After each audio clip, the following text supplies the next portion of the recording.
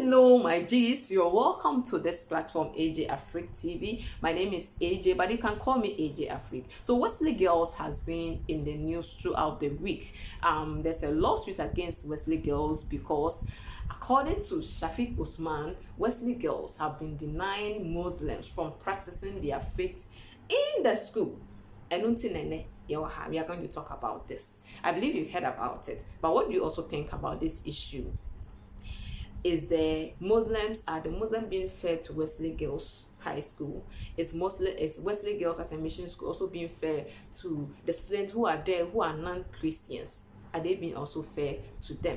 That is what we are going to talk about. Now, every missionary school builds every missionary school's objective is to help the student that comes there, or is to help the people that belongs to their circle of faith to grow in that particular faith that they profess, is to grow and nourish in that faith. Say, for instance, if Catholic schools like Pope John's and Archbishop Potter Girls, Holy Child, I know they are all missionary schools. These schools make sure that their faith and belief systems is what guides the school's rules and regulation. The same thing, everybody who is managing a missionary school will ensure that what they believe in is what drives the school.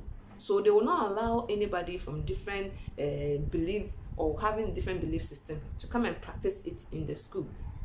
So I think that with all this lawsuit, then those who are going to handle the issue must do it in utmost good faith, because we have the law allows people from different religious backgrounds to also build missionary schools. So the Muslims alike, they also have the opportunity, or they also have the right to build their own missionary school, and they have it here in Ghana. We have other religious groupings building missionary schools, and they should be allowed to practice what their faith is in the school without allowing people to come and dilute their own faith in their own environment. Because mission schools, as a mission school, that environment, what defines that particular environment is their faith, and they make sure that they are going to uphold this faith, and it's like an evangelism ground for them. It's like every mission school is like an evangelism ground for them to win souls for Christ, to win souls into the faith that they believe or they profess. So I think we should try and respect this, because one thing that people are saying is that, okay, so this is a school that is being run by taxpayers' money, and so we should allow anybody that comes there to practice their faith there. But we have forgotten that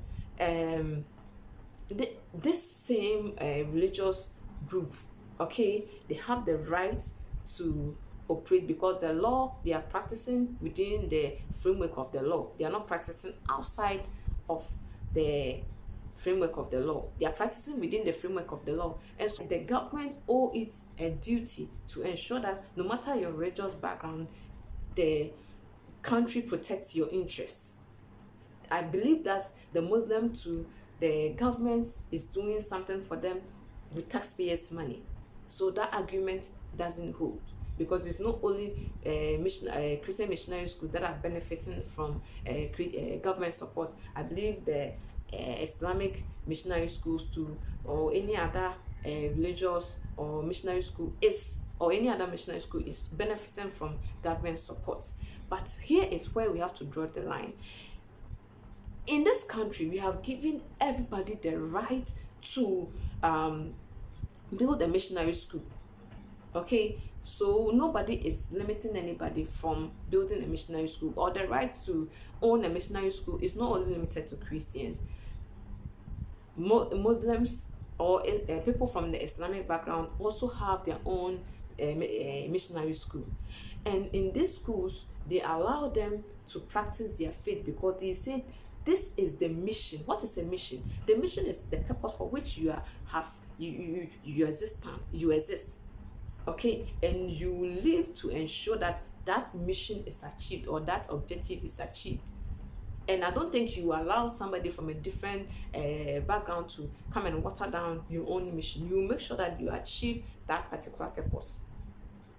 And that is what we should respect. We have other public schools that's people, they accept people from all walks of life, from different religious background, and they allow them. We have non-denominational groupings like PENSA, CASU. The PENSA is for Pentecost Students Union. We have Pentecost Student Association. We have the CASU for the Catholics. We have GAMSU for the Methodist students. We have AGCM. We have the Muslims are also having their own union on campus in public schools.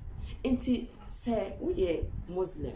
Let's say oko missionary school, Christian missionary school, where they said by force, by all means, you should comply with our rules and regulation, because that is what define this particular missionary school, and you don't want it that way. You can go to a public school, or you can choose to go to an Islamic missionary school. Simple and short. Because the law gives us the right, our human right, to join any religious groupings of our choice. And that is why these missionary schools and that is why these missionary schools exist. They are there to uphold their faith.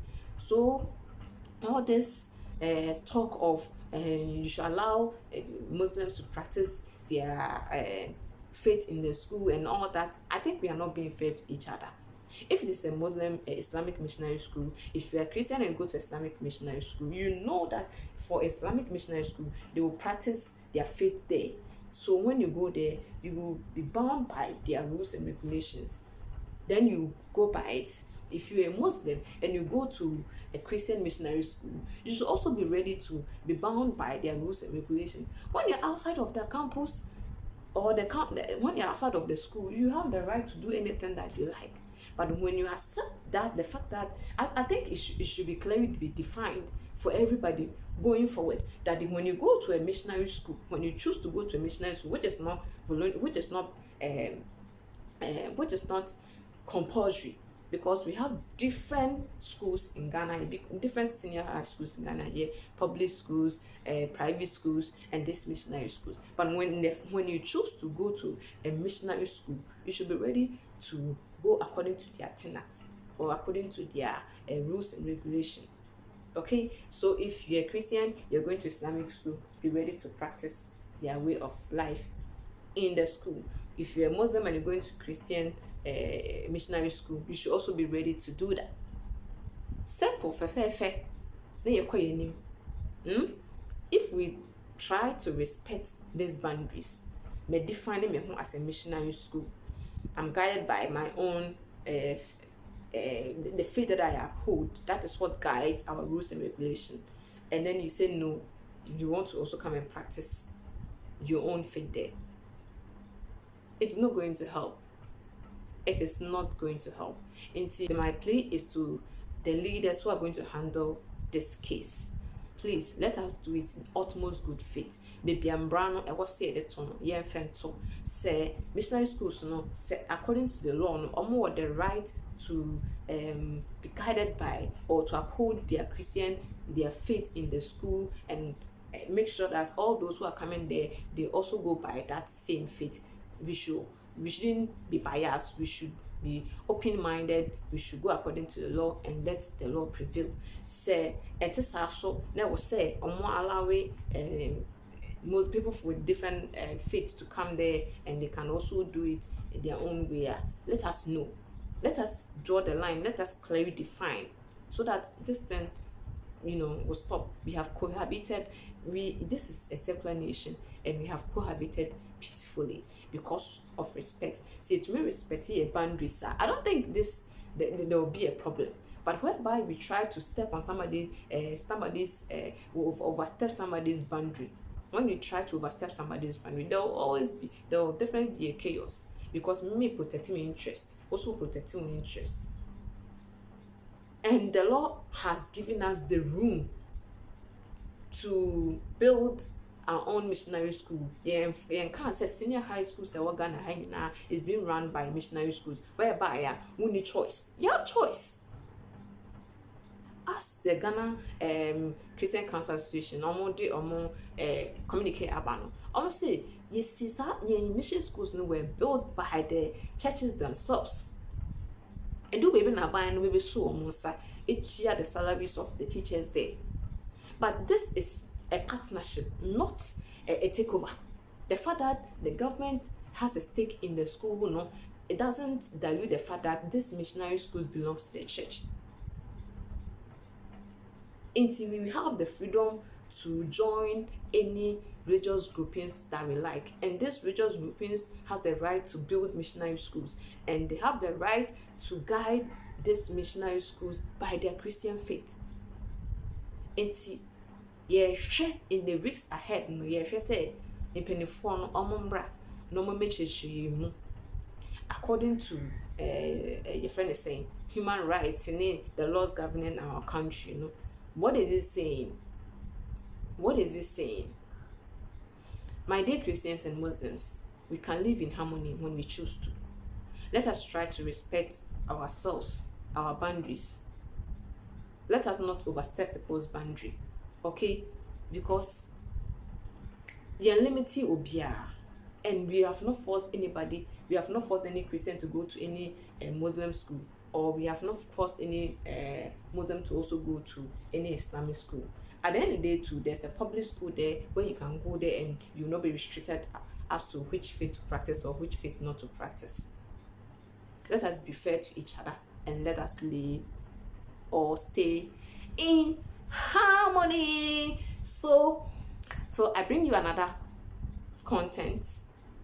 Don't forget to subscribe to this channel. Don't forget to like this one. My Christian, my friends, my subscribers, if you're a Muslim, I love you. If you're a Christian, I love you. At the end of the day, we want each and every one of us the right to be respected, and let us continue to live in peace and harmony. Bye bye.